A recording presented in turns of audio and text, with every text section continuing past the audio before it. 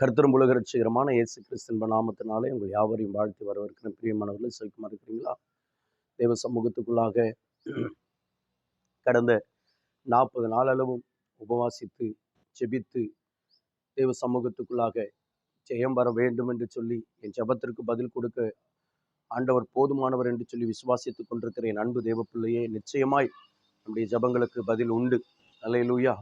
அதிலே தேவ சமூகத்துக்குள்ளாக நம்முடைய வாழ்க்கையில நம்ம ஏறெடுக்கிற விண்ணப்பங்கள் எந்த சூழ்நிலையிலிருந்து எடுக்கிறோம், நம்முடைய வாழ்க்கை ஜீவன் எப்படி இருக்கிறதுன்னு சொல்லி கர்த்தர் அறிந்து ஆராய்கிறவராய் இருக்கிறார். ஆகையால் ஜெபத்திற்கு பதில் கொடுக்கிறவர் தான். ஆனால் நம்முடைய வாழ்க்கையிலும் நாம் எப்படியா இருந்து ஜெபிக்கிறோம் என்பதை ஆண்டவர் அறிகிறார். சரி, அதை குறித்து தான் இந்த நாளிலே தேவனாகிய கர்த்தர் நம்மோடு கூட இடைப்பட போகிறார். கர்த்தர் நம்மோடு கூட பேசுவார். அல்லேலூயா. அதற்கு முன்பாக உங்களை யாவருக்கும் அட்வான்ஸ் ஹாப்பி ஈஸ்டர். இந்த ஒரு நாள் தான் இருக்கிறது. நாளைக்கு ஆண்டவராகிய இயேசு கிறிஸ்து உயிர்த்தெழுந்த நாள். ஆகையால் இந்த உயிர்த்தெழுந்த நாளிலும் தேவனாகிய கர்த்தருடைய ஆவியான நம்மோடு கூட பேசுவார். இந்த நாளிலே ஆண்டவர் நம்முடைய ஜெபத்துக்கு பதில் கொடுக்கிறவராய் இருக்கிறார். நீதிமொழிகளின் புஸ்தகம் 15:29, துன்மார்க்கருக்கு கர்த்தர் தூரமாய் இருக்கிறாராம். துன்மார்க்கமாய் நடக்கிறவர்களுக்கு கர்த்தர் தூரமாய் இருக்கிறாராம். நீதிமான்களின் ஜெபத்தையோ கேட்கிறார் என்று சொல்லி பார்க்கிறோம். யாருடைய ஜெபத்தை கர்த்தர் கேட்கிறாரா? நீதிமான்களுடைய ஜெபத்தை கேட்கிறார். ஒருவேளை என் அன்பு தேவ பிள்ளையே, நாம் துன்மார்க்கத்தில் இருந்து ஜெபித்திருப்போமானால் ஜெபம் கேட்கப்படாது. அவர் தூரமாய் இருந்திருக்கிறார். ஆனால் நீதிமானாய் முழுசா 100க்கு 100 இருக்க முடியல. நம்மளால் 100க்கு 100 இருக்க முடியாது. 100க்கு 100 நீதிமான் யாருன்னு சொன்னால் ஆண்டவராகிய இயேசு கிறிஸ்து மாத்திரம்தான். அல்லேலூயா. ஆனாலும் வேதம் சொல்லுது, உனக்கு கொஞ்சம் பலன் இருந்தும் என் நாமத்தை நீ மறுதலியாமல் இருந்தபடியினாலே இதோ திறந்த வாசலை உனக்கு முன்பாக வைத்திருக்கிறேன்னு சொல்லுகிறார். அந்த கொஞ்ச பலன், அந்த கொஞ்ச நீதி, எப்படியோ நம்மளால முடிந்த அளவுக்கு கர்த்தருடைய சமூகத்துக்குள்ளாக நீதியை, நியாயத்தை பின்பற்றி நாம் வாழ்ந்து கொண்டிருக்கிறோம் இல்லையா? இப்படி வாழ்ந்து கொண்டிருக்கிற நம்முடைய வாழ்க்கையில நம்முடைய ஜெபத்தை கேட்க ஆண்டவர் போதுமானவராக இருக்கிறார். நிச்சயம் நம்முடைய ஜெபத்துக்கு பதில் உண்டு. அல்லேலூயா. அந்த கொஞ்சம் தான், அந்த கொஞ்சம் போதும்.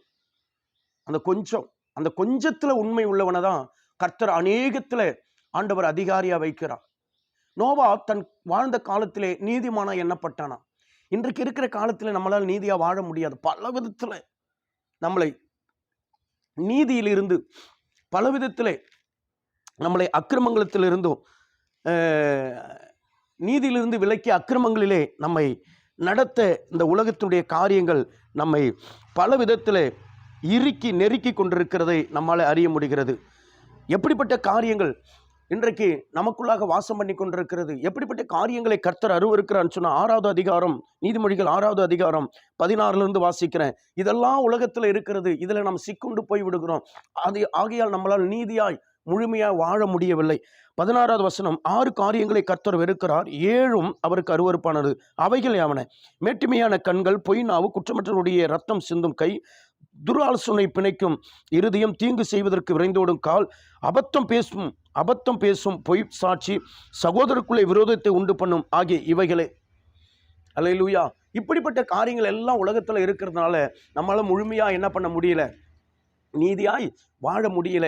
ஆனாலும் கொஞ்சத்துல, நமக்கு கொஞ்சம், அந்த கொஞ்சத்துல அந்த நீதியை கர்த்தர் பார்க்கிறாரு. அதுல நம்ம உண்மையும் உத்தமமா இருந்துட்டோம்னா கர்த்தர் நம்முடைய ஜெபத்தை கேட்கிறார். இப்போ என் அன்பு தேவ பிள்ளையே, எனக்கு பலன் இல்லை, நான் நீதியா தான் இருக்கிறேன், எனக்கு கொஞ்சம் தான் அப்படின்னு சொல்லி ஒருவேளை தேவ சமூகத்துக்குள்ளாக கெஞ்சி மன்றாடி ஆண்டவருடைய சமூகத்துக்குள்ளாக மனம் திரும்பி தகப்பனை நோக்கி நீ ஜெபித்த எல்லா விண்ணப்பங்களுக்கும் ஆண்டவர் இன்றைக்கு பதில் கொடுக்கிறார். இந்த நாளிலிருந்து நீ பதிலை பெற்றுக்கொள்ளக்கூடிய நாட்களாய் ஆண்டவர் உருவாக்கி கொண்டிருக்கிறார், வைத்திருக்கிறார். ஆகையால் பயப்படாதிருங்கள். உங்கள் ஜெபத்திற்கு நிச்சயம் பதில் உண்டு. உங்கள் ஜெபத்துக்கு நிச்சயம் பதில் உண்டு. அவர் ஜெபத்தை கேட்கிறவர், என் அன்பு தேவ பிள்ளையே. ஆகையால் நம்முடைய எல்லாருடைய ஜெபத்துக்கும் கர்த்தர் பதில் கொடுத்து நம்மை ஆசீர்வதித்து உயர்த்த இயேசு போதுமானவராக இருக்கிறார். பயப்படாதீங்க. இந்த 40 நாளும் நான் உபவாசித்து ஜெபித்த பதில் வரவில்லையே என்று சொல்லி கவலைப்படாதே. தெய்வ சமூகத்துக்குள்ளாக இந்த நாளிலிருந்து பதிலை கர்த்தர் கொடுக்கிறார். இந்த நாளிலிருந்து நீ பதிலை பெற்றுக்கொள்ள போகிறாய். இந்த நாளிலிருந்து நாம் விண்ணப்பித்த எல்லா விண்ணப்பங்களுக்கும் பரத்திலிருந்து கர்த்தர் நமக்கு பதிலை கொடுக்க போகிறார். ஆகையால் சந்தோஷமா இருங்க. கர்த்தர் ஜெபத்தை கேட்கிறவர். கர்த்தர் நம்மோடு கூட இருக்கிறார். நீதிமான்களுடைய ஜெபத்தை அவர் கேட்கிறவர். அல்லேலூயா. நீதிமானுடைய ஜெபத்தை தள்ளாதவர். நம்முடைய ஜெபத்தை தள்ளல, ஆண்டவர் நம்ம கூட இருக்கிறார், பதில் கொடுக்கிறார். ஜெபிப்போமா. மகா இரக்கமும் கிருபை நிறைந்தவைகள் அல்ல ஆண்டவரே, நன்றியோடு துதிக்கிற இந்த நாளிலே நீ பேசின வார்த்தைகளுக்கு ஸ்தோத்திரம் ஆண்டவரே. துன்மார்க்கருக்கு நீ தூரமா இருக்கிறீர், நீதிமான்களுக்கோ நீர் ஆண்டவரே நீதிமானுடைய ஜெபத்தையோ கேட்கிறீர் என்று சொல்லி பார்க்கிறோம். ஆண்டவரே, நீதிமான்களுடைய ஜெபத்துக்கு பதில் கொடுக்கிறீர், அதை தள்ள ஓட்டீர் என்று சொல்லி பார்க்கிறோம். கர்த்தர் நீர் கொடுத்த பதிலுக்காக ஸ்தோத்திரம். நீர் ஆண்டவரை கொடுக்க போகிற பதிலுக்காக ஸ்தோத்திரம். எங்கள் விண்ணப்பங்களுக்கு எல்லாவற்றுக்கும் பதில் கொடுப்பதற்காக நன்றி செலுத்துகிறோம் ஐயா. நீர் அப்படி செய்ய போறதற்காக கோடான கோடி ஸ்தோத்திரம். இந்த நாளிலே பிறந்த நாள் திருமணம் கொண்டாடுகிற ஒவ்வொரு அன்பு பிள்ளைகளுக்காக ஜெபிக்கிறேன். ஒவ்வொரு அன்பு பிள்ளைகளும் பிதா குமார பரிசுத்த ஆவி நாமத்தினாலே நான் வாழ்த்தி ஆசீர்வதித்து நான் ஜெபிக்கிறேன். உங்களுடைய ஆசீர்வாதத்தின் கரம் கூட இயேசு மற்றும் இயேசு கிறிஸ்துவின் நாமத்தில் ஒப்புக்கொடுத்து அர்ப்பணித்து ஜெபிக்கிறேன். ஜீவனுள்ள நல்ல பிதாவே, ஆமென். அல்லேலூயா. கர்த்தர் நம்மை ஆசீர்வதிப்பாராக. ஆமென். கர்த்தருடைய நாமத்துக்கு ஸ்தோத்திரம்.